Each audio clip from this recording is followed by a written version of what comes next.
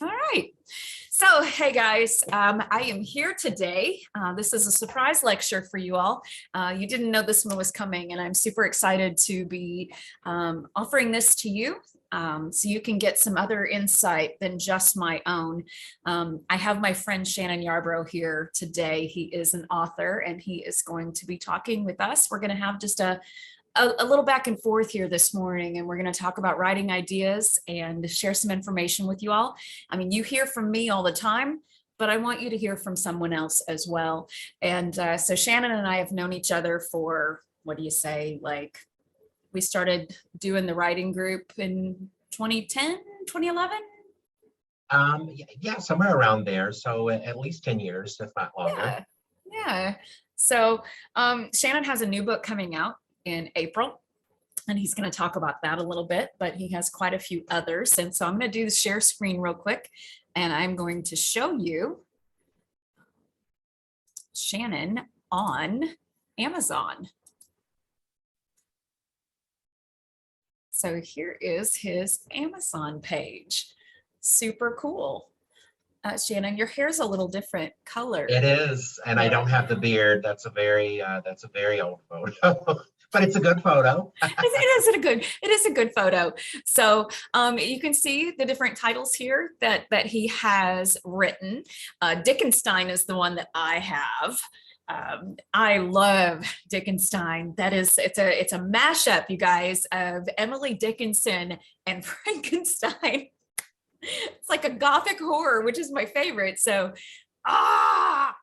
that's one of my favorites too. Yes, what a fun idea. Just incredible. And when you first told me about it, I was like, what? Yeah. It was super exciting. The new book is not up there. It is. It's right here. Yeah, hopefully it'll load to my author page very soon. Yeah, there it is. Yeah. So it is available for pre-order. Yeah, but not actually available just yet. So so there's some information for you all, just so you can do a little bit of research on Shannon himself, and you can find out that he's a real person, and I'm not just bringing in some rando guy to talk to you about writing. He is actually an author, and this is his Instagram page. So yeah, I thought I would open that up so you all could see his information here on Amazon. It's amazing, isn't it, to be able to go on Amazon and look at your own author page? It is. It's the best feeling in the world, and right now I'm obsessed with looking at the sales rank on the new book. I'm right now it would just be pre-orders, but yeah, it's something that you can definitely get. You'll check it every 5 minutes once you have a book published. Right. That's so fantastic. I love it. I love it.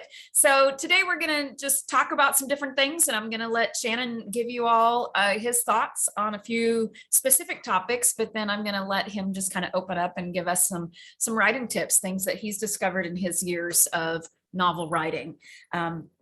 So first of all, Shannon, I would like for you to address your writing process. What is it specifically that you do? Because I've been talking to the students about how to formulate their writing process, that they, like Stephen King, he goes in his office every morning, shuts the door, he's got the blinds drawn, he's got his tea, and he just writes, no distractions. And so we all have to find what works for us in our writing process. So what works for you? It's actually very similar. So I prefer to write in the mornings. And so typically I'm at my computer by sometimes 6:15 in the morning on weekdays, a little bit later on the weekends. And most of the time from the day before, I know what I'm going to write about the next day. And then if I sit down, and I always say, if nobody else shows up, meaning no characters are talking to me, or the thought process isn't just moving anywhere. So I'm the only one that showed up to work that day. Right. And I can't get anything, I can't get the words moving. A lot of times what I'll do is I'll go back and I'll edit what I wrote the day before. And I'm a very slow writer. So a lot of times I will just start over from the beginning, and I'll be like, I don't know. I need something new here. And so I will just go back to page 1 and then start reading it all the way through. So I'll spend an entire week rereading everything that I've written so far. And then while I'm doing that, I'll take notes. So I'm a huge note taker. I have my notepad here, and I'm always writing down like, oh, what if this happened, or what if this character went here? And so I'm always kind of asking myself questions. And then once I've reread everything, and I'm like, okay, this week I'm going to start over, and I'm going to write some new stuff. I go to my notes, and now I've got kind of an outline. So I've got a new place to start. And then a lot of times if something's not working, I don't delete a lot, but working in a Word document, a lot of times I'll be like, this chapter's not working. So I'll just throw that chapter into another file and save it for later, or maybe save it for another idea completely. I am going to say something right there. That is something I have actually addressed in this class is if something just doesn't work, keep it. Yeah. Keep it. And don't delete it. Don't delete it. Yeah. Especially, as an author, we obsess over word count, and used to, I would be like, oh, I'm going to write 1,000 words a day. And now that I'm on my 7th book and I'm always working on another one, I don't obsess about the word count, because some days, like I said, if I get stuck, I might only write 2 or 3 sentences, and then I've let myself down. And so then I'm like, oh, I've got to catch up. And then you're racing, kind of like NaNoWriMo in November, you're racing toward this goal. And that's fine. In the beginning, I used to do that. It would be like, oh, I'm going to write 1,000 words a day. And like I said, you kind of set yourself up for failure sometimes, because the words just won't come. And so I kind of gave up on that. And I think Stephen King. Did you ever complete NaNoWriMo? Not once, never have. And now I don't even do it anymore. Years ago, I got into it really aggressive, didn't know what I was going to write about. I had one little character in mind, and I gave up halfway through. And so I applaud anyone who can do it, anyone who can come up with a good book out of it. That's fine. I did it this last year. You did? I hit 51,000 words in 20 days. Like that's good. That's good. Yeah, but I don't know if it was good. Exactly. It's good that you did it. Like I said, I encourage anyone to try it. But I think Stephen King, maybe in On Writing, talks about word count, and he says 80,000 to 120,000 is a good chunk for a novel, depending on what kind of novel you're writing. And right. I just aim for that number. And I think he also says he likes to write a book in a season.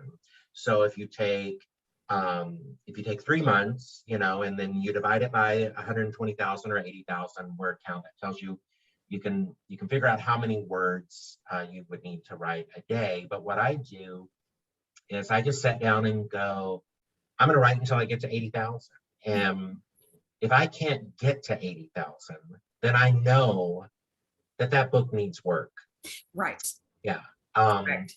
And I have one that I started several years ago, and it's sitting at about 55. I have nothing more to offer it right now, and it's been sitting dormant for about 8 years. Yeah, and that's okay. You'll come back to it. I have one.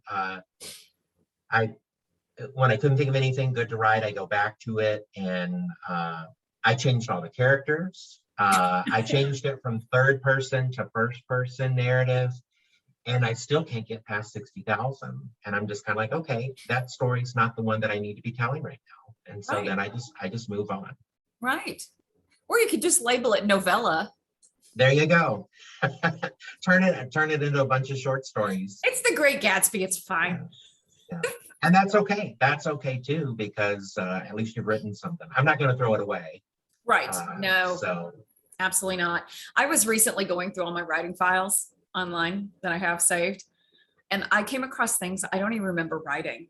It was so amazing because I'm thinking that came out of my head. Yeah.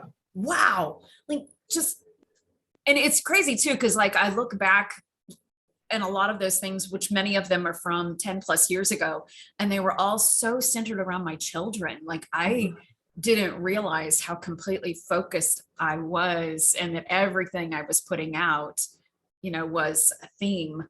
Yeah. At Well, that you were time. writing what you know, Mhm. which you'll hear a lot, to write what you know. And I think that's very true. Early on, you know, my first couple of books, I'm not proud of, but I look back and I'm like, well, they're a very good representation of the life experience that I had at that point in my life. Right. So, you know, you're going to grow as a writer, you're going to change. I never thought that I would be writing, you know, murder mysteries, but here we are. Isn't that exciting? Yeah. That's so exciting. Yes, you do find yourself capable of things that you didn't think that you would have inside of you. Right. Yeah. Yeah. Well, when I wrote Dickenstein, which I have a copy of right here, um, it recently came out as an audiobook.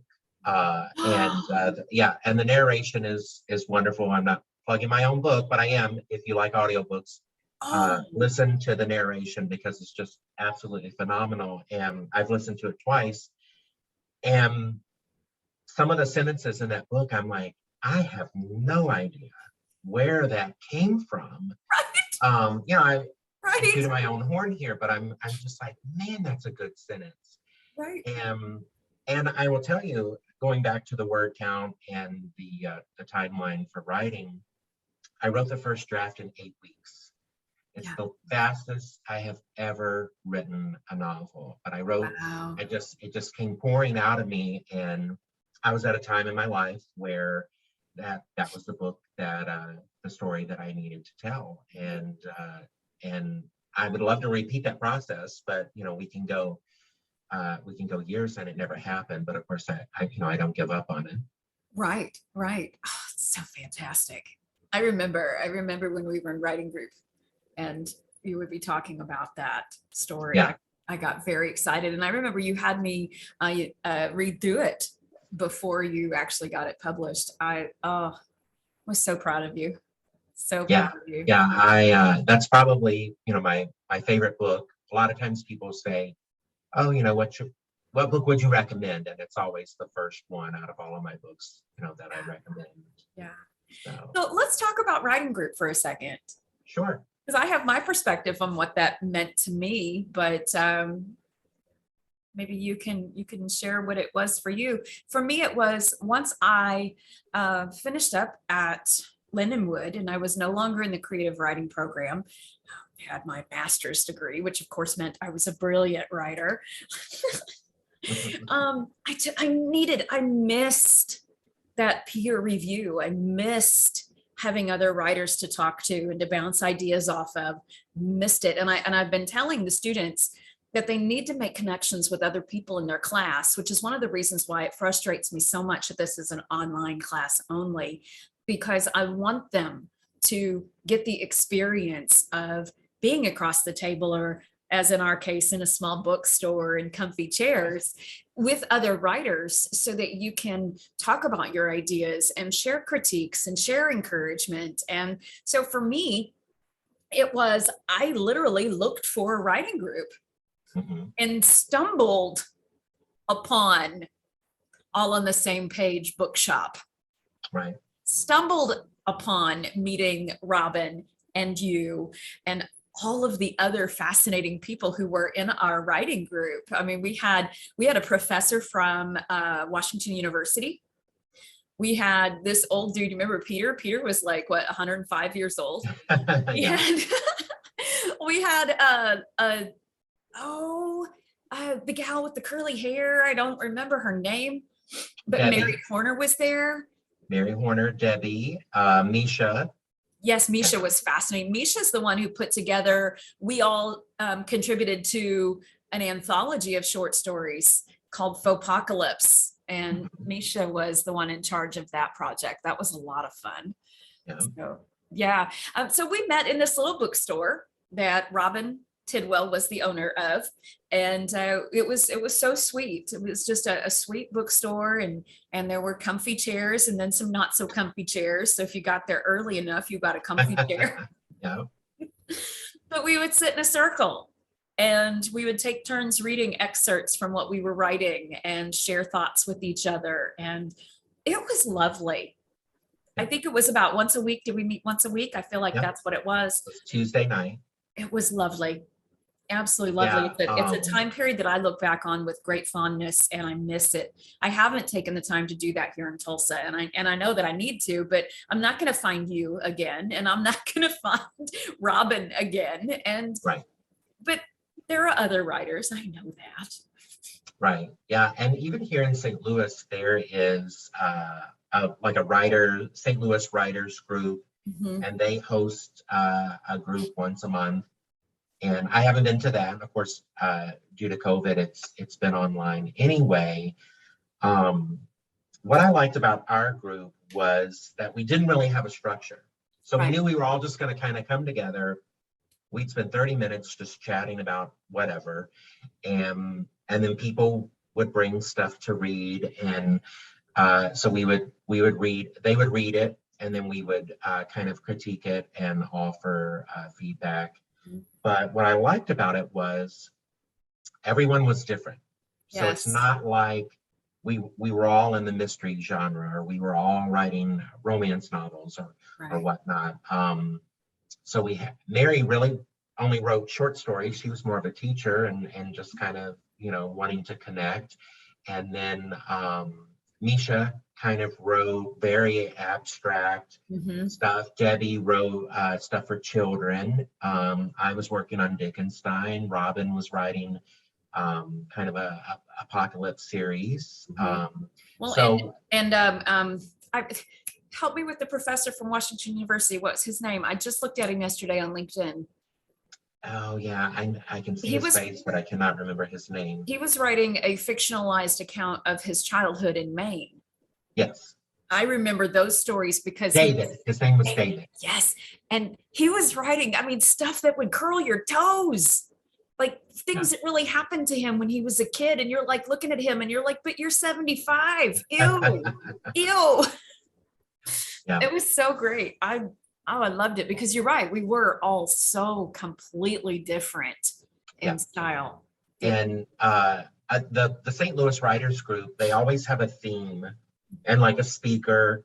And so it'll be like characterization, or plot, or Right. how to outline, very structured. And then people will kind of get in line and submit like a chapter or a short story for people to read for the next month. And so then they critique only like 2 pieces. And obviously it's because of time, and there's probably Right. 80 or 90 people in that group. But just the friendships, Yes. and Yes. I read Robin's work, I read yours, and it was more or less just a time to come together. And I even remember Misha one time, he was working on his stuff, and I wasn't a fan of it, but I gave him some advice and stuff. And at the end, he got up and we were dismissing and saying goodnight, and he goes, man, I love this. I just need this every single week. I crave it. Yes. And Yes. it made me feel good, because I was like, you know what, I do too. It was a lot of fun. Just like I said, we lacked structure. It was just very organic. We were all working on different things, but once a week we came together and talked about what we had in common. Everybody likes to have a friend to share a hobby with, or a passion. Yeah. And here's a secret, students, that we did kind of play favorites a little. Robin and Shannon and I were like the ones doing kind of like the side winks at each other. Yes, yeah. There was a girl that came, I can't remember her name, but she was writing a memoir about, and it was just, I think about her every time I even see a television show about this kind of stuff. But it was, her book was going to be called Pennies from Heaven.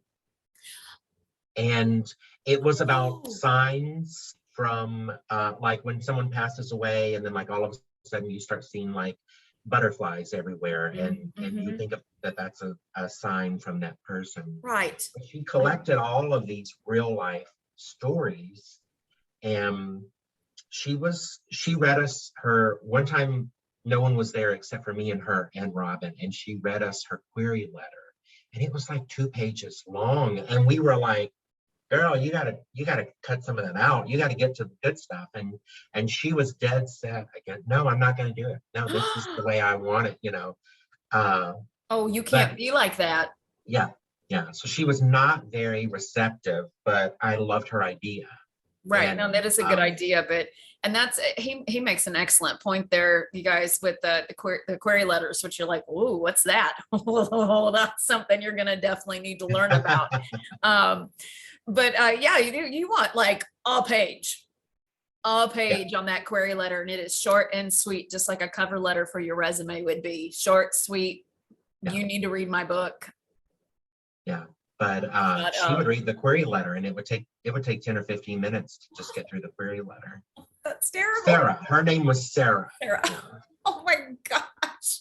But every once in a while, I'll look it up, and I'll think about her, and I'm like, oh, I wonder if she ever published that book, but I haven't seen it out there yet. That's interesting. Yeah. So no, I definitely encourage, start a writing group. If you're somewhere and you don't have one, just start one. You know, just put an ad out there. Facebook is a great way to connect with writers. Twitter. Just find your people. As is your novel writing class. Absolutely. What a novel idea. What a novel idea. So Shannon, do you ever go to the author speaker series events at the library? St. Louis Public Library? I haven't, but I went to the one for independent authors one year with Robin, actually, where we sold books and met, and it was a lot of fun.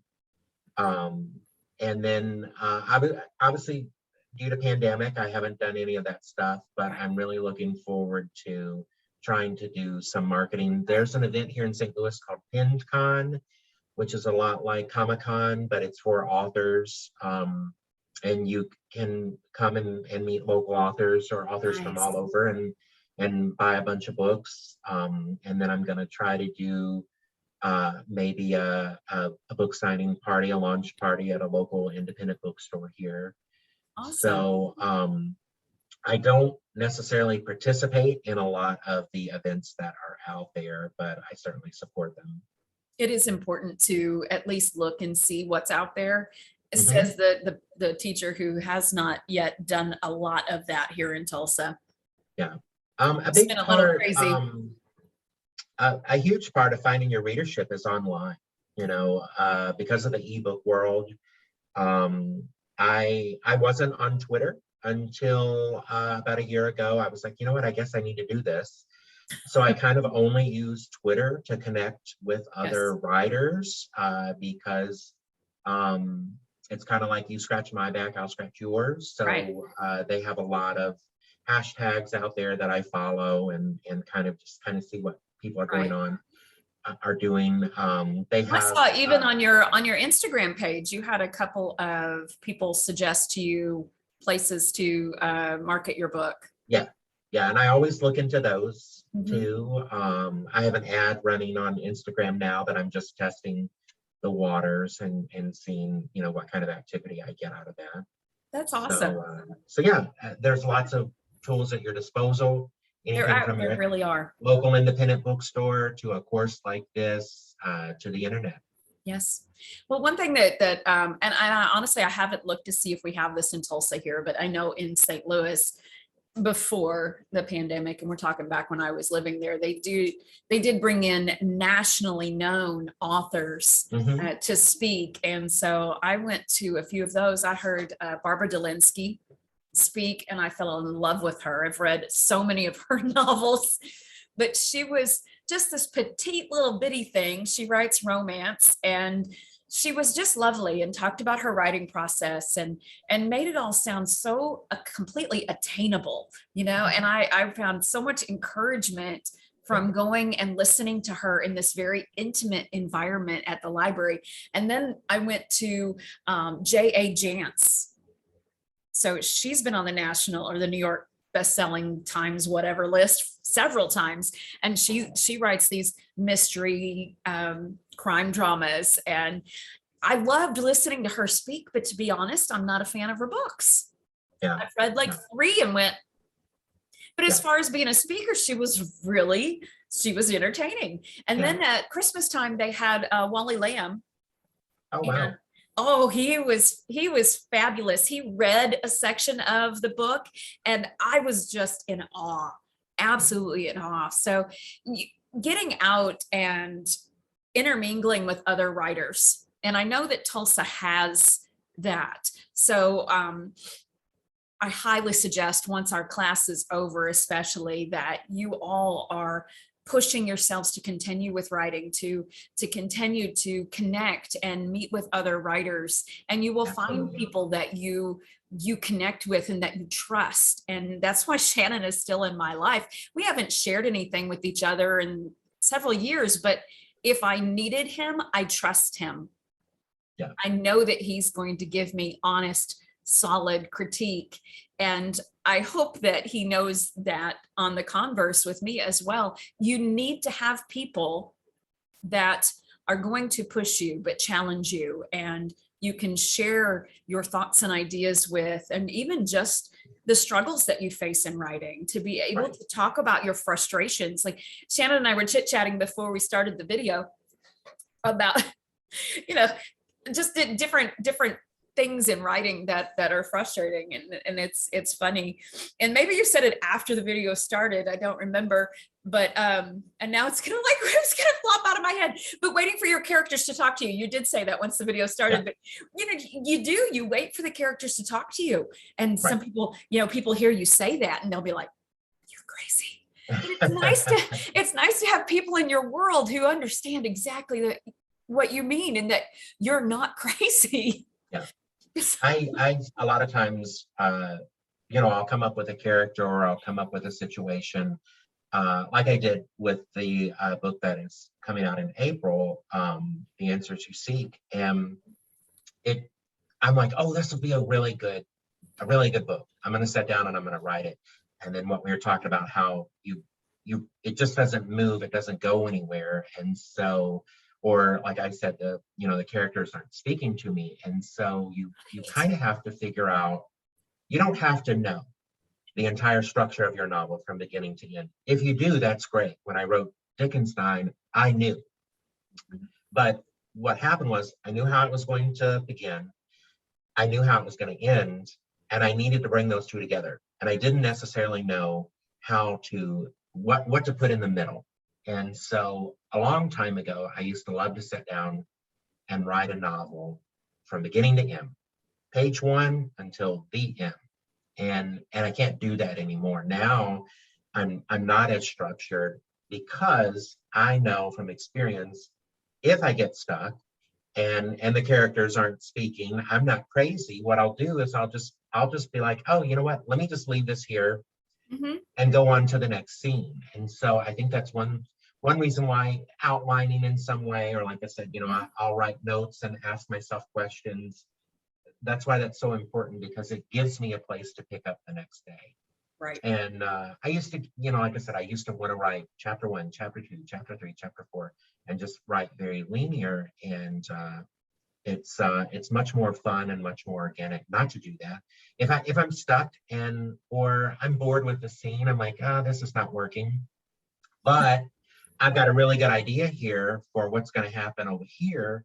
I'll just skip ahead and write that scene. And then a lot of times the scenes that I need to fill in the middle come out of that, you know.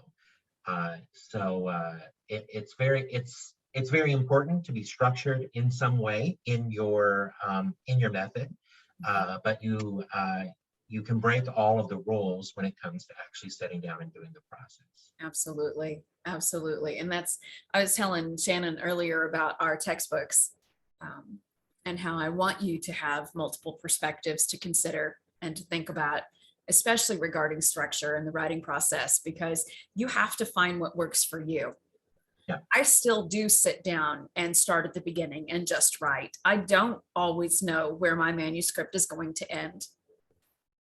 I don't. Now, with the one I'm currently working on, I do, because it's my own life story, just fictionalized. So I know where I'm at. Right. I know how this story ends.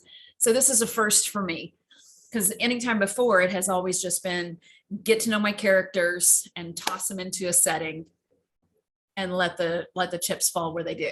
Right.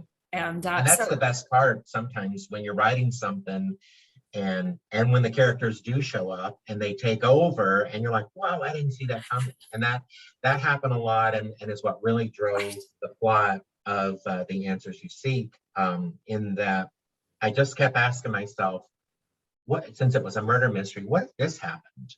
Or what if these people went over here, and then what would happen? And so it just kept going from there. And then, yes, writing a memoir, you know the story, but now you just have to, if you're fictionalizing it, you just have to make it interesting. Yes. Yes. And I will be publishing this one under another name. I look forward to reading it. Not quite right. Not quite that brave yet, but yeah, no, I'm excited. I'm super excited to be working on that. But this is the first time where I have more structure to a piece that I'm putting myself. That's great. You're going into it, and you know the whole story. Mm-hmm. And like I said, now you just have to put it in words. That's a big brick wall. People get stuck and they give up. And I always tell people, just turn the page. That dreaded cursor. You don't know what the first sentence is. It's okay. Just step away from the computer. And like I said, I keep holding up my notebook here. I just write down notes. I'm like, oh gosh, the assignment that they today, and so I'll just do something else. The assignment that they did a couple weeks ago, I tossed at them as a potential, you could do this kind of a thing when you get stuck. But we've already been kind of building some characters, and sharing character ideas and helping each other come up with names for characters, which has been all very fun. But I had them throw a cataclysmic weather event in. And how would those characters react to the event? The cataclysmic weather event. And so that's kind of a fun exercise that you can do with yourself when you get stuck as well. And it may not ever even end up in the story, but it could help you reconnect with your characters. Right. The biggest thing is, I'm going to plug a book here. An author that I like is Austin Kleon. So he likes to say that he's an artist who writes, and his last name is Kleon. But he actually has a book that's called Keep Going. And so he has these cool little books, little tiny books. And what's fun is it doesn't take long to read them. You'll see there's just a little bit of text, but then there's lots of drawing and doodles. But he's very inspiring to me. He has 3 books out. So one of his books is Keep Going, 10 Ways to Stay Creative in Good Times and Bad. Nice. So if you need some inspiration, I definitely recommend him. I will look for that. But yeah, throwing in an event, I always kill somebody off, or in my murder mystery, I didn't know who done it. At the end, I didn't know where it was going to go. And so I would just introduce another character, and then I would just tie them into this murder mystery. And then I kept going and going and going. And the main character would meet all of these people and go to all of these different places and was trying to solve the murder mystery on their own. And so, yeah, I always tell people, turn the page or step away from it, or change point of view. Right. I used to write a lot in third person, and now I've pretty much given that up, and I only write in first person, because you you know so much more in, Right. you know, when you're writing from a character, Yes. you there are certain things they know, and then a good point is what do they not know? So you have a place there to start writing, like, okay, I have this character, here's what they know, and now I have to teach them what they don't know. And then, or maybe they want something. So I have this character and this is what they want. How do I get them there? And then what are all the conflicts that they're going to face along the way? Well, And and that right there internal is an dialogue entire, is yep, internal that's an dialogue entire is structure of a fascinating. novel. Yeah. Mhm. Yeah, you can do so many things when you're in the head of one character. Yeah. So many amazing, incredible. And I have encouraged, I've had students last semester specifically, one young lady was really going through some deep, dark anxiety. And I said, write it into your story. Yeah. Because an audience is going to relate to your anxiety. You think you're alone in your anxiety. You are not alone in your anxiety. So make your characters, and we've used this word a lot this semester, authentic. Yeah. They have to be authentic to the human experience. And so go for it. Write those dark, deep thoughts that you have, because we all have them. Right. So give those to your characters. That's how you find your audience. Your audience is going to always be someone that says, oh my gosh, I related to your book so much, you know. So no, it definitely needs to be an authentic voice, be a real voice, and just be your voice. Yes, absolutely. You know? Going back to, again, where about write what you know, until you get some life experience. Well, if you don't know it, I always say, then go learn about it. You know, I didn't know about police proceedings when it came to a murder mystery or a private investigator. And I'm like, everybody writes that. You know, James Patterson wrote the Alex Cross series, and everyone has written this, a detective. So what do I know about how to solve a murder mystery? And I took all of that. And then the parts that I didn't know, I either faked it, you know, or I looked it up on the internet and was like, would this really happen? You know, so I did try to be authentic and look up the parts that I didn't know. And then the parts I didn't have time to learn, you know, I don't know anyone on the police force. I don't know a private investigator. I used the internet to find out, to learn what I know the police chief there in St. Anne. I can get you. I'm just saying. Yeah, absolutely. You probably don't want St. Anne cop experience in your books. Oh, I see things all the time about, people will go to, like if you're going to write about a zookeeper and, go to the zoo and shadow that person, or if you're going to write about a teacher, go and interview some teachers or stuff. Yes. So I always say, if you don't know it, don't be afraid to learn about it. That's right. That's right. We need to always be learning. We need to always be observing people. You know, that was another assignment that they had, was they had to go and observe some random person in a busy place, and then fully describe that individual, and then pick some, separately pick a random news article and drop that character into the news article and write that story. Years ago when I was in college, we had to go to a restaurant and we had to listen and overhear parts of conversation and write them down and then put them into dialogue. Yeah. So that was a lot of fun. I love that. Yeah. Oh, because I'm a total eavesdropper. I am the worst. Yeah. We'll be sitting at a restaurant and I'll be going, oh. Things like that are fun. And, a book that I haven't published yet that is finished. It was one, again, where I got stuck and I was like, you know what, I'm going to change the lead character. The lead character was a man. I'm going to change it to a woman. And so I rewrote the entire story, and her look and kind of her personality was completely based on a woman that I'd never met, I never knew, but when I would drive to work every day, I would see her walking down the road in St. Anne, and I was like, that's my character right there. Yes.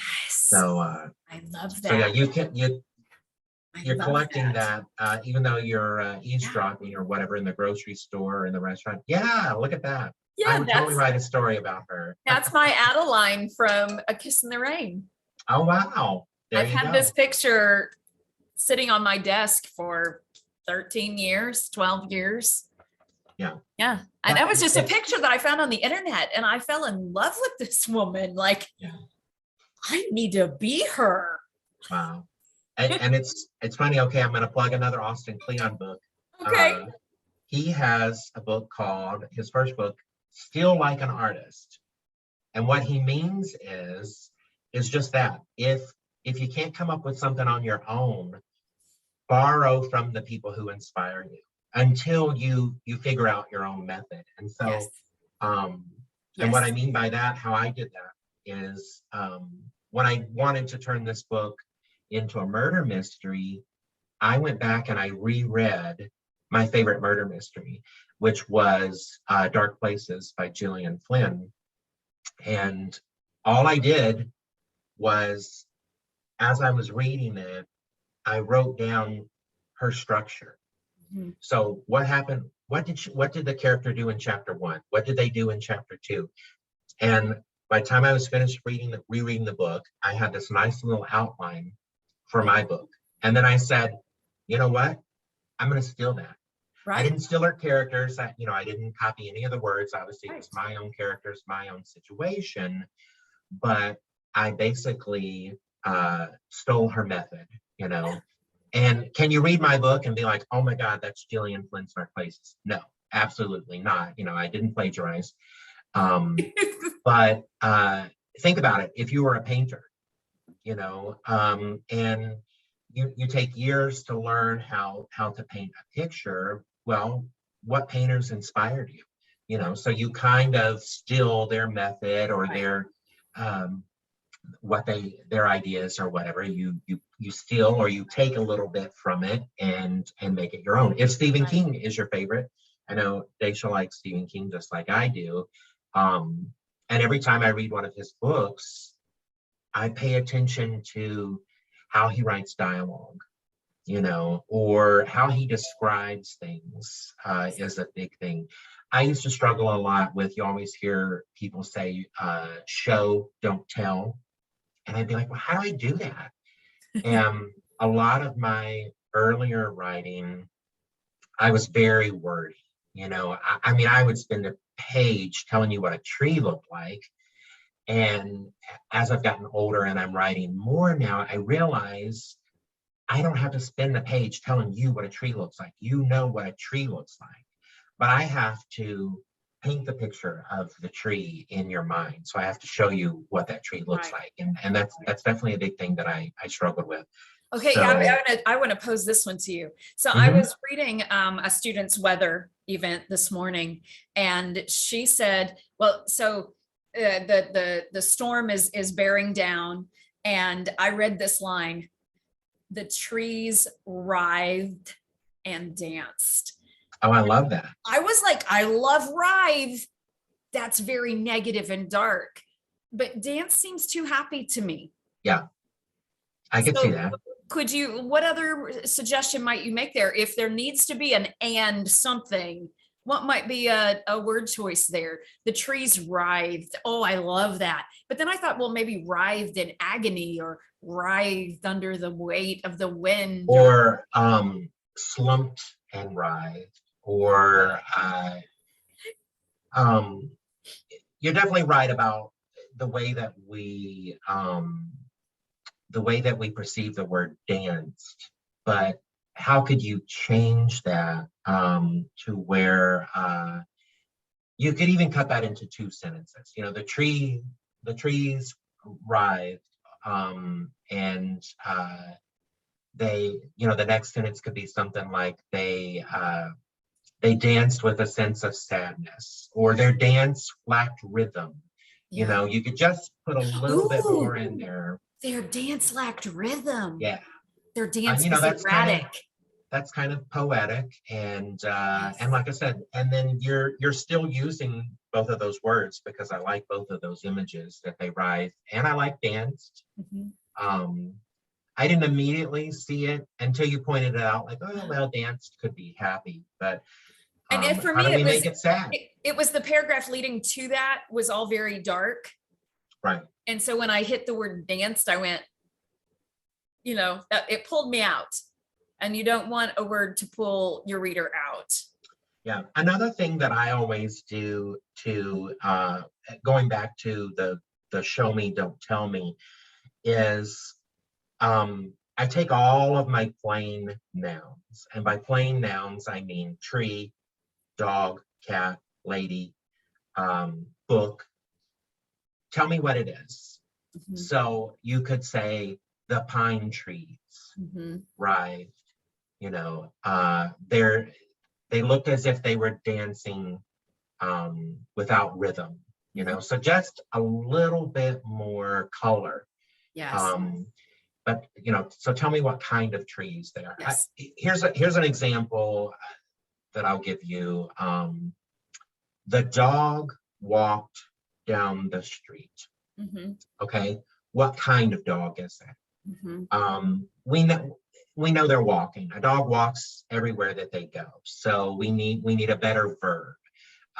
But what kind of dog is it? What color dog is it? Right. If they're walking, what kind are they? How are they walking? What street are they walking on? So now all of a sudden, if you say the timid brown collie strutted down Fifth Avenue. Wow. All of a sudden now you've got a little bit more color. We know what kind of dog it is. We know it's a happy dog. We know that they're what street they're strutting down. Yeah, so, I actually had made a suggestion like that this morning as well. I read on a student's piece, The Metal of the Spaceship. And I was like, well, most spaceships would be metal. Right. So is this some kind of unusual metal, or is it not metal? Exactly. Yeah. You got to make that interesting because a spaceship's metal, but what kind of metal? What kind Make of it metal? Unique. Mm-hmm. Yeah. So it's definitely, I always say, pay attention to your plain nouns, mm-hmm. And just add a little bit of color to them. Absolutely. And that's the thing that I struggled with. Like I said, people would say, show me, don't tell me.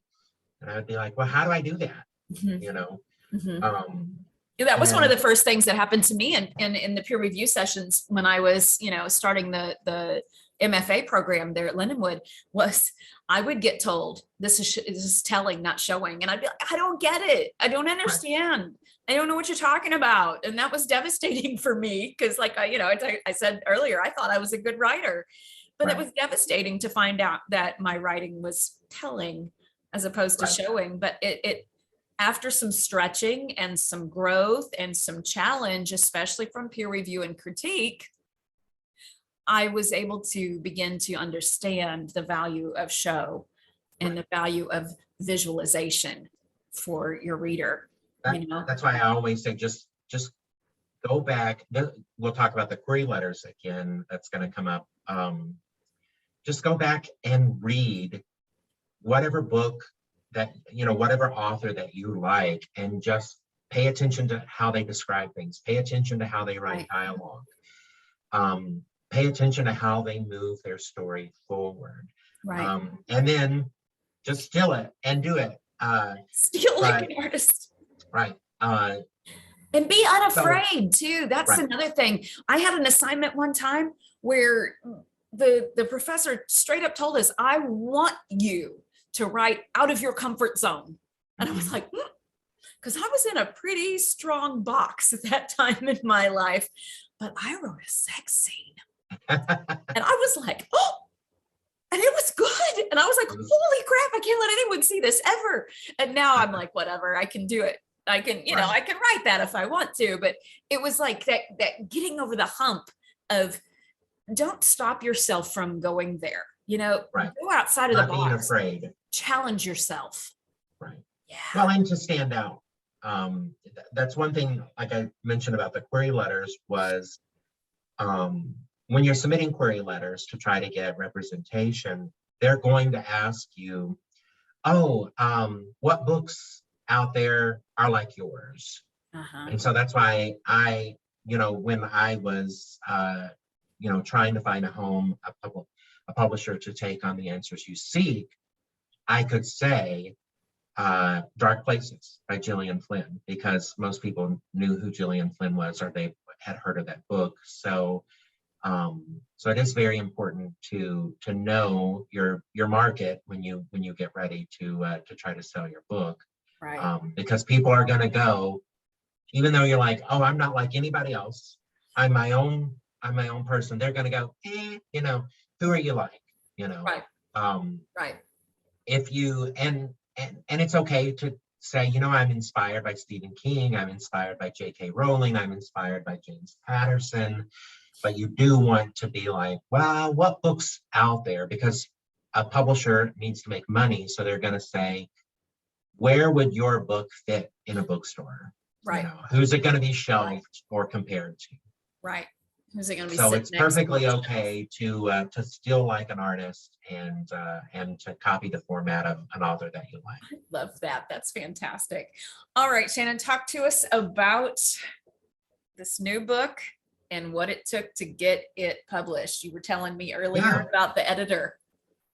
Yeah. So The Answers You Seek is about a man from a small town. His name is Toby Kipton, and he has left his small town and moved away. And one night he gets a phone call that his father has passed away, and he has to go back home. And so he's dreading going back to his small town to bury his father. And there's a mysterious woman at his father's funeral. And he finds out that that was his father's mistress. And he knew that his father had extramarital affairs, but he soon learns that this woman and his father had an affair that lasted 20 years. And so he all of a sudden becomes obsessed with her and wanting to find out who this woman was, that was with his father for 20 years. And so he decides to stay in town, and he rents an apartment across the street from her house. And then a murder happens that she could be tied to, that even Toby's father might be tied to in some way. And so then the wheels start turning, and Toby, while trying to find out who this woman was that had a long relationship with his father, becomes wrapped up in this murder that has happened. And so I sold the book to a nationally known small press called Dream Spinner. And I was very, very ecstatic because I got a royalty. So royalty is when they pay you up front a portion of the money from sales. It was a very small royalty. It was only $500, but hey, it was a royalty. So I was very excited about that. And then what happened was, as far as the process goes, they teamed me up with an editor that works for them, and they read the entire book and made a lot of notes and suggestions and sent it back to me. And then I had to go through and fix things and change things. And we went through 3 rounds of that with 3 different editors. So I got 3 different perspectives of the book. And what was really neat is, and coming from a person who has self-published, Dacia and I were talking about this before the call, when you're writing, the book is yours. And I always say it's like you have a secret lover. Like, oh, this is my book, it's all mine, and I'm writing it, and I'm doing this for me. Right. But then when you turn it over to the editors, or you turn it over to your readers, and it's out there, it's not your book anymore. Right. And so going through 3 editors, going through this process and not knowing any of them, I never met any of them. It was all through the computer, through email. It really, really forced me to think about how someone else is perceiving my writing. And one of the things that was pointed out very early on in the first draft was, yeah. All of this is really good, but we got to get to the murder mystery, and we got to get there fast, because that's the main thing that is going to throw this book, on its ear, and Right. we got to get there quicker. And what it was is when I told Dacia in the beginning, what inspired this book was my father died in 2016, and he was not faithful to my mom. They divorced in 1993, and I had a lot of anger and animosity toward my father. And then I found out some more information 2 years after he died. My mom told me some things that I did not know, and it made me very angry at him again. And so I sat down and I wrote this story that was my anger toward my father and how I was unpacking that. And then it was like, well, I'm just writing this to vent, and it's my therapy, and that's okay. But it was good. And I was like, yeah, this is a pretty good story. But what am I going to do with it? And then I wrote the part about the murder mystery. And at the same time, I became obsessed with an unsolved murder that happened in my small town. And then I'm like, wow, I kind of want to explore that. Then I just married the two together. Nice. Well, there was a lot of ranting and oh, woe is me with Toby, the character. And my editor was like, yeah, you've written a lot of good stuff in here, but that's literary fiction. And this is a murder mystery. So we got to get to this. And I was like, okay. So I had to cut a lot. Wow. And by the time we got, it was about an 85,000 word manuscript. And after the first edit, I was so worried because it was down to 70,000. I had cut 15,000 words. And then I was like, wow. So then by the time we got to the second edit and I had a new person, they presented some new ideas and they were like, hey, this is really good right here. Let's unpack that a little bit more. Put a little bit more meat on the bone right there. And I'm like, okay. Wrote a couple of thousand words on that. They were like, yeah, that's really good. Keep that up. Then there was a lot of things where they were like, yeah, you're really good with dialogue. So let's unpack these things a little bit more and put a little bit more in there and push these forward with dialogue. By the time I got to the third edit, that person was literally just like, oh my God, this is so awesome. I love this. I can't wait to see what happens next. Oh, wait a minute, I think this word might be better. It took me, the first edit probably took me 4 weeks to get through start to finish. And by the time we got to that third edit, I finished it in 2 days. Wow. It was that tight and concise. Mhm. And that's why, again, relating back to the writers group and connecting with people in your class who are writers is you need that outside perspective. I didn't know these 3 people. Like I said, we didn't Zoom. I only knew them through email. They worked for the publisher, and it was a phenomenal experience. I'd never, other than our writers group, I'd never experienced anything like that before. I don't think I've ever told you about my 1-star review on Amazon. No, I've got a couple of those out there. So, and I think I've already told the class this, but I don't apologize for doing it again because Shannon needs to hear this story. So when I published The American Queen, which I'm very, very proud of, and I know needs a lot of work before it gets republished, but we had it through Rocking Bird. Or Rocking Horse. Rocking Horse, yeah. My cousin has cabins, Rocking Bird, but Rocking Horse, it was published through there, but it still needs quite a bit of work. So I have the manuscript and I'm playing with it. But I was, when you do have books on Amazon, you do check it, you check frequently, what are my ratings and, and I had a 1-star review one day and I was like, oh, and it said, Shannon, in capital letters, I would not recommend this book to anyone. That's it? And I was like, oh, she had like a whole other paragraph, but that's how it started. And I was like, what? What is this? And so I did a little digging and discovered who the person was. And I emailed her.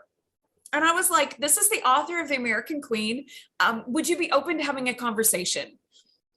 because we had Wow. been through such rigorous peer review in the MFA program. And then even with our writers group, like, I like critique, I like feedback. And this was the first person who had said something negative about the book. Everybody else is like, oh, I loved it. It's like my mom and her friends, you know?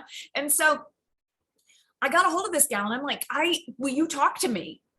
And so she responded and she said, yeah, okay. And so we started emailing each other back and forth. She lives in Virginia, you know, I mean, she's just some random lady. And so we started having conversations back and forth, and come to find out, she loved the story, but despised the final chapter.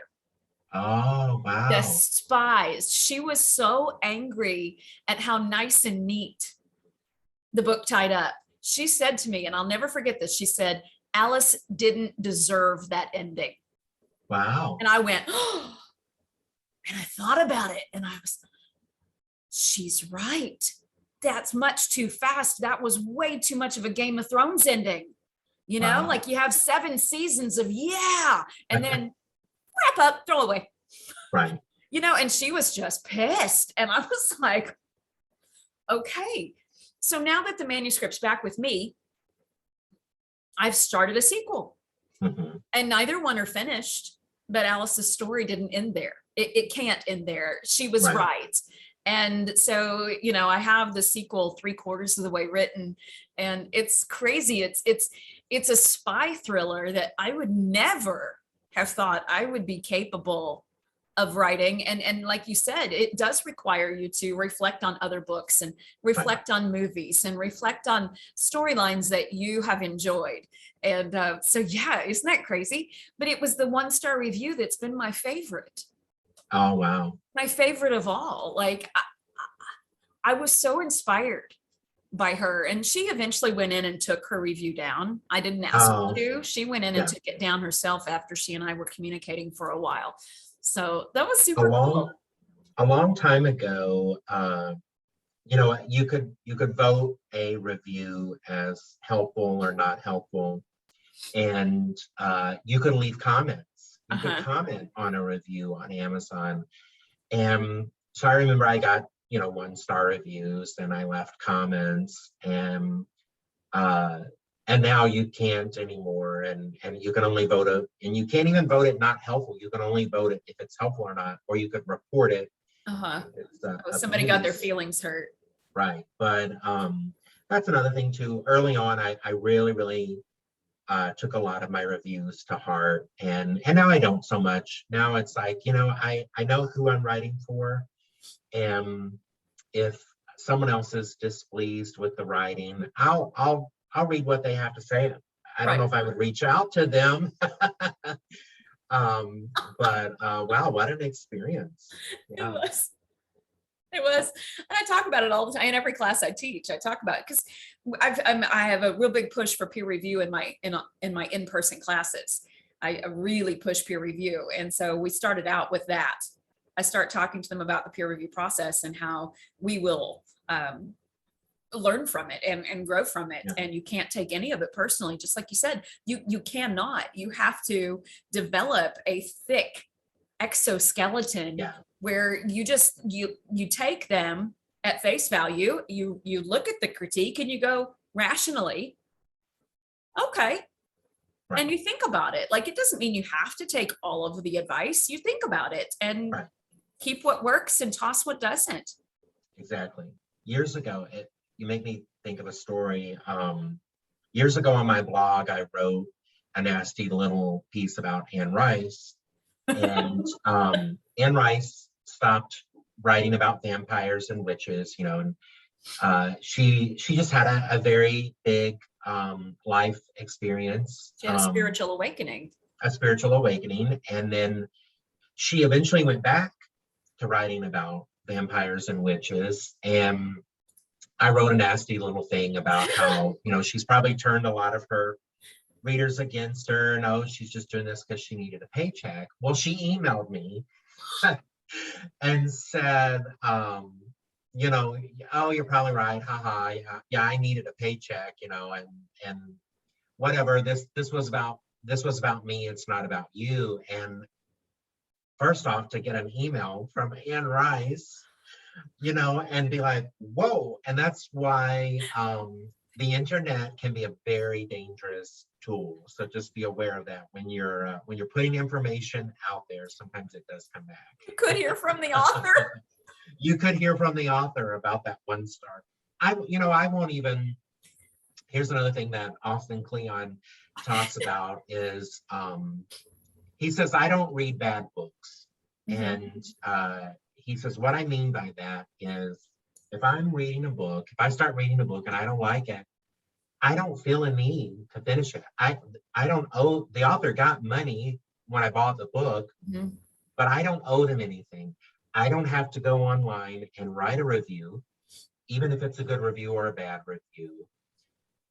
I owe myself time, and I'm not going to waste my time reading a book that I don't like. And I used to be very, very selective with what I would read. I tried to read a lot of independent authors that Robin promoted at the bookstore. I read Dacia's book and finished it, and I love both of them. But this day and age, it'll be like, if I'm starting to read a book and I don't like it, I'll stop and I won't write a review and be like, oh God, I hated this book so much I stopped reading it. It's not worth my time. Whereas years ago, I felt like being an independent author for a while, I owed that to other authors. And one time I wrote a 4-star review and said, hey, I really didn't like this book, but here's what I did like about it. And they got mad. And I said, hey, I still gave you 4 stars. And I took the review down. I said, okay, fine, then I'll just take the review down. And so now that's not a good practice, because you as an author, yeah, we want all of our reviews to be 4 and 5 stars, but we know that that's not the way it goes. So we do need those 1 and 2 star reviews to remind us that we're real and that we're not going to please everybody. No, you're not. And you need to just get over it and be good with that. Exactly. Just man up, you know? Right. Pony up. Take it with a grain of salt. Like you said, take what you need from it, you know, and move on. You know, in our peer group at the bookstore, there were times, you know, people would read stuff and I wasn't into it. And then there were times I knew that I would read stuff and that I could tell people weren't into it, you know, based on how much advice they were willing to give. Right. And that's okay. Yeah. Oh, I remember trying to stay awake a few times. Yeah. Someone at some point posted pictures of us on Facebook, I think, and we're all literally like, you know, like slunched down in our chairs. That's so funny. Yeah. Oh, I would love to go back. I would love to meet with the group again, you know. We tried to keep it going. The bookstore closed. You know, let your students know why it broke apart. Was the bookstore closed, and Robin, the bookstore owner, moved on to other things, and so someone else did try to pick up the group and move it to a Starbucks, and it was very hard to do that in a Starbucks of all places because it being so busy. Yeah, and it changed nights. Yeah, because that was a difficult thing for me. I know that wasn't something that I could do, but I still was fairly introverted at the time, and I was comfortable with the way it had been. And so at that point, I really just kept communicating with you and Robin. Yeah. And that's okay. You know, we all got from it what we needed and for that time and moved on and we've become better writers because of it. Yes. Oh, I agree. Absolutely. So it's also fantastic. Do you guys see what fun it is to talk about writing? Yeah, you have absolutely. got to find your people and have these conversations and just encourage each other and critique each other and grow and, you know, have ideas. Right. New ideas. And who knows, you might find a really good writing partner, you know, that's right. that you enjoy writing with. Yes. And absolutely. that's okay too. That would be phenomenal.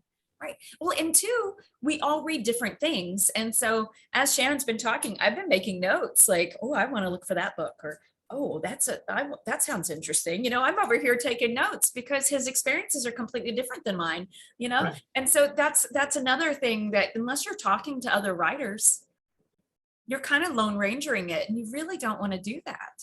Right. Yeah. This isn't a Lone I Ranger event. I I mentioned this. I don't know if I mentioned it during the recording or not, but I know I told you before with Stephen King, is he always says, write with the door closed, but edit with the door open. Yes.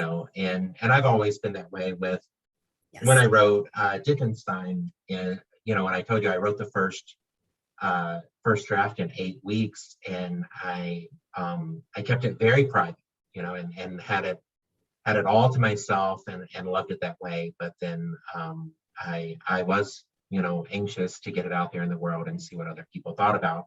And the writing group was the first place that I took it to. Yeah. Oh, fun. Fun. You have to write or edit with the door open. And I have mentioned this several times in the class. I do it in my comp classes as well. But I say editing is the magic. Writing is just a part of it, but editing is the work. Right. Editing is where the magic happens. Editing is where you're crafting and you're creating, and your artistry really comes into play. It's not in the actual just writing. It's in what you do with those words on the page that becomes your art. And that's, I think, and so many times we focus on the wrong part. Right. Yeah. And that's why I said, a lot of times when I'm stuck and I can't think of anything new to write, I just go back and edit, because I know, okay, I can fix stuff as I go. And then I'll think about stuff, as I'm in the book, I'm in the story, I'm working on it and making it better. But while I'm editing, I'll be like, oh yeah, look at that right there. Maybe this will happen. And then it'll spark a new idea for the next day. Mm-hmm. Yeah. It's just, it's a continual learning process and a continual challenge to yourself. And it is a creative thing that we do, but please don't lose sight of the fact that editing is the majority of the work. And I appreciate that Shannon shared that it was 3 editors at his publishing company. 3. Yeah. You talk about having to be kind of thick-skinned to take all of those different ideas in, and to craft the first one was in September of last year, and the third one was in December. So it wasn't, and like I said, that first one, it took me about 4 weeks to get through it. Mm-hmm. That sounds like fun to me. It was a lot of fun, and it was scary. And when it was all said and done, I was like, wow, this has been a really good experience to get a stranger's opinion on it, and I learned a lot. I took a lot away from it, and it made me a better writer. How did you settle on, or how did you find, did you say Dream Spinner? Dream Spinner, So I have a book I told you, I mentioned a little bit earlier, where I changed the character from a man to a woman. And I spent all of the pandemic, 2020 and 2021, trying to find an agent. And I wrote lots of query letters. I would send out 30 or 40 query letters a month, and I wasn't getting a lot of attention. And I knew a lot of that was because of the pandemic. So I'm like, oh, you know what? Let me just set this to the side. And then. So you mean you didn't take any of that personally? That no. Oh, interesting. That's kind of like Stephen King with his spike on the wall. Yeah. Collecting those rejections. I did, and even in my inbox, I have a little folder that's rejections. But I was like, you know what? Let me set this to the side. It's kind of frustrating. Let me write something new. And then when I wrote it, I said, you know what? I'm not going to go down that rabbit hole again. Let me look for some small presses, because Dacia and I had both published with Rocking Horse, and so I just went to nationally known small presses, because I didn't want to do so much of the work by myself. You know, when we published with Rocking Horse, there was still a lot of the work that we had to put in. Yes. And even the cover art, they did Yes. it, you know, and they sent me some ideas and they said, okay, here are some concepts we have. Which one do you like the best? And I said, oh, I like that one. And it was so nice just to not have to That is nice. have so much input into it. You know, Yes. the editing process was good. I obviously had to be involved in that. But even now with marketing, I'm not having to do as much. I won't have to do as much marketing because they're a nationally known press, and where did you find these nationally known small presses that you were on the internet? Yeah, on the internet. Any particular spots? No, you know, I can't think. Google, I go to Twitter, obviously, and see the ones out there that are active and that are open to submissions. Dream Spinner, I had some of their books on my shelf. You know, I had read some of their stuff. I was familiar with their work. And then I knew some authors that had published with them. And so then I knew another author from Twitter, and I had read some of his stuff, and I noticed that he had published with 2 or 3 small presses. So I asked him for feedback. So again, that goes back to you know, connections and connecting with other writers. Right. So I asked him, I said, hey, you know, out of these people that you've published with, who would you submit to? And he said, submit to all of them. And 2 of them turned me down, and the third one said, hey, we would like to publish your book. And that was Dream Spinner. Well, I have had them purchase as one of their textbooks, The Writer's Market, because that was something that they pushed when I was in the MFA program. We had an entire class, an entire semester course on how to use the Writer's Market book. And so that's a great place to start as far as locating, because it will have a list of all of the different large presses and small presses and literary journals and this and that. And so you can dig through those, but then look each one of those up online. Do your research, just like Shannon was saying. Make sure that you're researching and that you're finding information. Read some reviews, get some experience stories that authors have had with these different places, and don't just pick 1 or 2. Be willing to submit to multiple, but make sure that they all say that they accept simultaneous submissions. Because you will come across some presses who'll say, you know, only 1 submission. You may not simultaneously submit, and you're like, well, I don't want to sit and wait 6 months to hear from you before I submit to someone else. So you want to be looking for the presses that say they accept simultaneous submissions. Another great spot that they taught us about when I was in that program was pw.org, poetsandwriters.org. That's a great spot to look for updated lists of publishers and publishing opportunities. Maybe I can pull up that website one of these days in a lecture. When we get toward the end of the semester, I'll pull that website up and show you how to use it.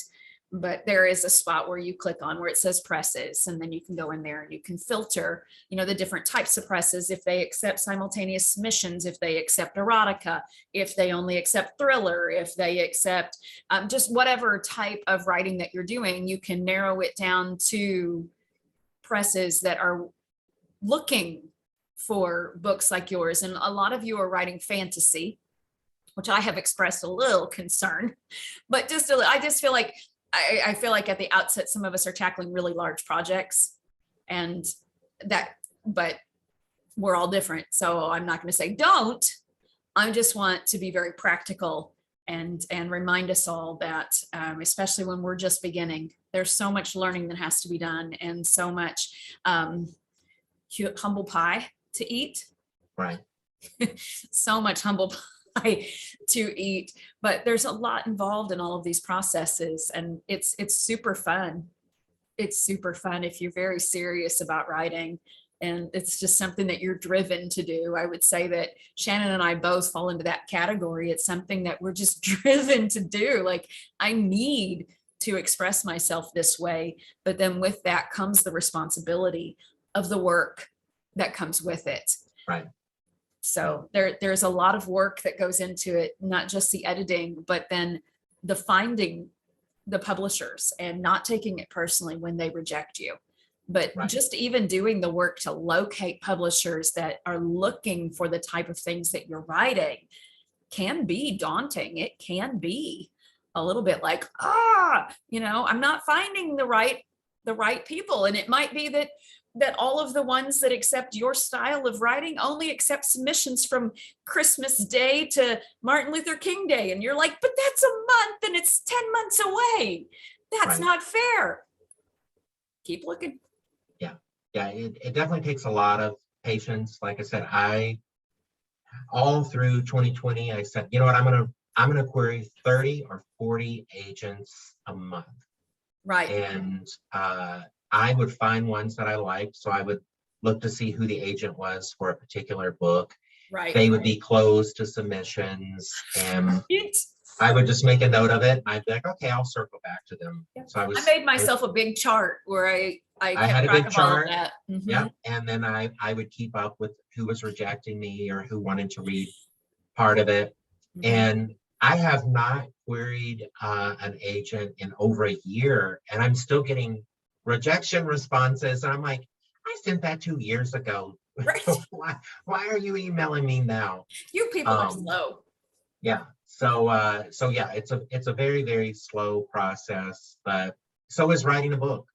Writing a book can be a very slow process. So words of advice is just don't get discouraged. Right. Don't get discouraged, because when you can hold your book in your hands, there is nothing like that feeling of accomplishment. Absolutely. Yeah, mine are all over there on the shelf behind us, but there is nothing like holding your book and I did this. Look at this. And it's so super great too, because you'll flip back to the pages and you'll be like, I don't remember writing that. Right. Like, I did this. It's beautiful. Yeah, it is. I'll finish with this. Another thing is hearing a stranger, to read your book. So we would be at the bookstore a lot, and someone would be like, oh my God, you're Shannon? You wrote that book? Oh my God, I love that book so much. There's no better feeling in the world. And Right. we had pizza delivered to the house here one time, and the person who delivered the pizza said, are you Shannon Yarbrough, the writer? And I was like, yeah. They're like, oh yeah, there's this girl at this pizza place who read your book, and she was just talking about how much she loved it. And of course, I was on cloud nine. I went to Facebook and Twitter, and yeah, I'm famous. The pizza delivery boy knows who I am. Right. And what it is she had gone to All on the Same Page bookstore, someone who worked at the pizza place, and had bought a copy of my book and read it and told her coworkers about it. But it made me feel like a celebrity for like 2 minutes. That's fantastic. I love that feeling. Yes, like I see some reviews on Amazon, and not so much anymore because I haven't been doing any marketing for a few years. But it's, when I was getting those, I would just be like, wow. Yeah. Yeah, that's so cool. But, yeah, it's definitely a good feeling. And like I said, from people you don't know, Yes. Hearing good words about your work from people you don't know just really makes it all that worthwhile. Even though you need the balance of the bad words too. That's right. Just don't reach out to the people that write the one star reviews. Or it worked out for me. There were no restraining orders in place. No, Anne Rice didn't put a restraining order on you. That's hilarious. I love that. Shannon, thank you so much. Yeah, my pleasure. This has been phenomenal, and I would love to see some published authors come out of your classroom. Absolutely, I'm excited about it. Last semester, I had my class participate in NaNoWriMo because it was the fall semester. We're not going to do that this time, but we are going to have a 20,000 word project. And so we're working our way up to that, whether they realize that or not. It's coming, and we're going to start talking about it here in the next couple weeks. Just keep going. Keep going. 2 little words. Just That's keep right. going. We're going to be hitting 5,000 words a week is the goal. Yeah, they add up. I mean, just if you, like I said, I used to set a daily word goal. I don't do that anymore. I write every day, and like I said, the words add up. Right. And some days the characters talk to you and some days they don't. And some days they don't. Some days So I'm the you only one edit. that comes to work that day. I think you're the only one that comes to work. I love that. I may quote you, put that in a PowerPoint. There you go. I'm totally the PowerPoint queen, Shannon. It's terrible. But not for this class so much because we're online. I really, really, really, really want this class to get moved on ground. Really do. The face-to-face is invaluable. And we tried doing a Zoom session last week, but the teacher didn't get home in time. So I was still helping my elderly parents at their apartment. And I had to quick run into the bedroom and do my best with the Zoom call. So we're going to have to get another one scheduled for the class, but maybe we could do a Q&A time. I took a lot of writing workshops in college, and then this relates to the writing group too, but printing out pages and handing them out to people and getting them back and they've written on them or circled stuff is a really, really good connection. So I can see where the class would benefit from meeting in person. It's invaluable to have the handwritten notes on paper. It is invaluable because then you've got something to hold and something to flip pages on and something to take notes on. And you just can't do that with a digital critique. It's just exactly. Yeah, I still print my stuff out. After I've written the book and I know I'm done with it, I'll go back and I'll reread the whole thing online, and then I print it out. I print it out and I'll set it to the side for a couple of weeks, and then I'll read through every page. It helps to get away from the computer. Wait. You said you do what? You set it aside? Set it aside, yeah. Huh. And let it rest. Let it ferment like fine wine, and then I pick it up and I read through it. And like I said, it helps to have it in your hand and read it just like you read your one. Stephen King says to even set it aside for as long as 6 weeks. Yeah. You have to disentangle from it. You have got to be able to look at it with objective eyes. Right. Or you're going to be too emotionally attached to it to kill any of your darlings. Exactly. Yeah. So, and you remember Shannon said he went from 85,000 words to 70. You're gonna be cutting a lot of all the brilliant things that you thought were so good. Yeah, Stephen King, I think, even says that he purposely writes 10% more because he knows he's going to cut at least 10%. Yes, absolutely. Well, I think the American Queen, I think I made it up to about 110,000 and left myself space to cut out 10, 15, 20,000 if need be. Yeah, like I said, I always aim for 80,000. If I go over that, that's great. But after editing this book and we cut so much of it, now I'm probably going to definitely increase that target goal. Right. Okay. So right here, this is case in point of how writing is like hard to not talk about. So even though I'm trying to draw this to a conclusion, we're just we're still going. We're still going. Because it's fun. And to have someone who understands your driving need to communicate with words is so important. Right. So valuable.